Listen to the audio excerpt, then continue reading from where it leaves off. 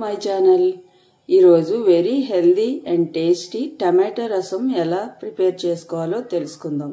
ఇప్పుడు వర్షాకాలం కదండి. ఈ వర్షాకాలంలో చాలా మందికి జలుబు చేసి చాలా ఇబ్బంది పడుతూ ఉంటారు కదా. అలాంటి వారికి ఈ రసం వేడివేడి అన్నంలో వేసుకొని పెడితే వాళ్ళు చక్కగా తింటారు. అలాగే నోటికి కూడా బాగుంటుంది. అలాగే జలుబు కూడా తగ్గిపోతుంది. ఇది చాలా ఈజీగా, నేను ఉల్లిపాయలు ఎల్లుల్లిపాయలు వేయకుండా చాలా ఈజీగా 10 minutesలో చేసేసానండి. ఇప్పుడు ఇది ఎలా చేయాలో తెలుసుకుందాం.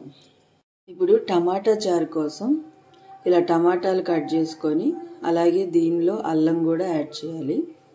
ఈ అల్లం యాడ్ చేసుకొని ఇప్పుడు దీన్ని మెత్తగా గ్రైండ్ చేసుకోవాలి. ఇలా ఈ కన్సిస్టెన్సీలో పేస్ట్ చేసుకొని ఇప్పుడు దీన్ని పక్కన పెట్టుకోండి. ఇప్పుడు స్టవ్ పైన ఇలా పాన్ పెట్టుకొని ఆయిల్ యాడ్ చేసుకోవాలండి. ఆయిల్ హీట్ అయిన తర్వాత ఇప్పుడు తిరగమాత వేసుకుందాం రసం కోసం. ఇలా జీలకర్ర, అలాగే ఆవాలు,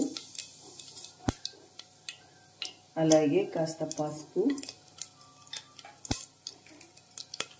అలాగే ఎండుమిరపకాయలు, అలాగే ముందుగా మనం కట్ చేసి పెట్టుకున్న పచ్చిమిరపకాయ ముక్కలు, ఇలా ఇవన్నీ యాడ్ చేసుకొని మిక్స్ చేసుకోండి. ఇవి కాస్త వేగిన తర్వాత ఇప్పుడు దీనిలోకి మనం ముందుగా గ్రైండ్ చేసి పెట్టుకున్న టమాటా అల్లం ప్యూరీ ఉంది కదా, అల్లం వేసి చేసుకున్నాం కదా, ఇది యాడ్ చేయాలి. ఇలా యాడ్ చేసుకొని దీనిలో కాస్త వాటర్ కూడా యాడ్ చేద్దాం.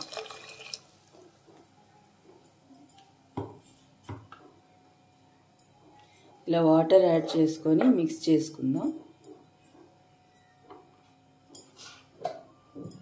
అలాగే దీనిలోకి కాస్త కరివేపాకు యాడ్ చేద్దాం.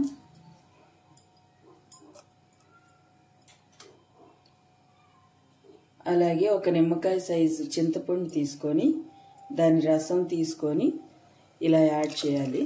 చింతపండు వాటరు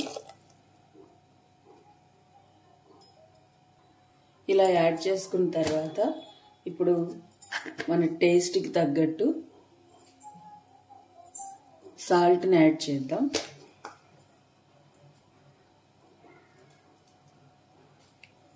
అలాగే కాస్త కారం,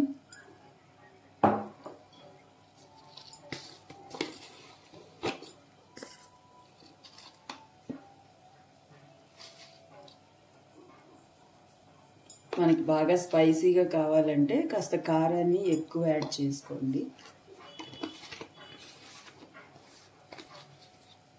అలాగే దీంతో పాటు ధనియాల పౌడర్ కూడా యాడ్ చేయాలి.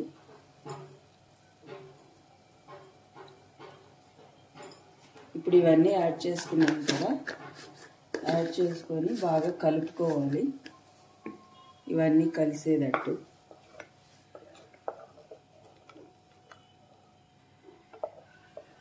ఇలా కలుపుకున్న తర్వాత స్టవ్ మీడియం ఫ్లేమ్లో పెట్టి ఒక 1/2 గంట సేపు ఈ చారుని మరిగించాలండి. ఇలా 10 నిమిషాలు మరిగిన తర్వాత రసం తయారైపోయినాయండి, టమాటా రసం. దీంట్లో నేను ఉల్లిపాయలు ఎల్లుల్లిపాయలు వేయకుండా ఇలా చాలా ఈజీగా అండ్ హెల్దీగా త్వరగా ప్రిపేర్ చేసుకున్నానండి. ఈ టేస్ట్ కూడా చాలా బాగుంటుంది. ఈ రసం వేడివేడి అన్నంలోకి చాలా బాగుంటుంది. అలాగే ఇప్పుడు వర్షాకాలం కదా, ఈ వర్షాకాలంలో జలుబు అది చేస్తుంటుంది కదా, అలాంటి వారికి ఇది వేడివేడి అన్నంలో వేసుకొని తింటే నోటికి చాలా రుచిగా కూడా ఉంటుంది. నచ్చితే మీరు కూడా ట్రై చేసి ఎలా ఉందో కామెంట్ చేయండి. అలాగే లైక్ చేయండి, షేర్ చేయండి, సబ్స్క్రైబ్ చేసుకోండి. Thanks for watching.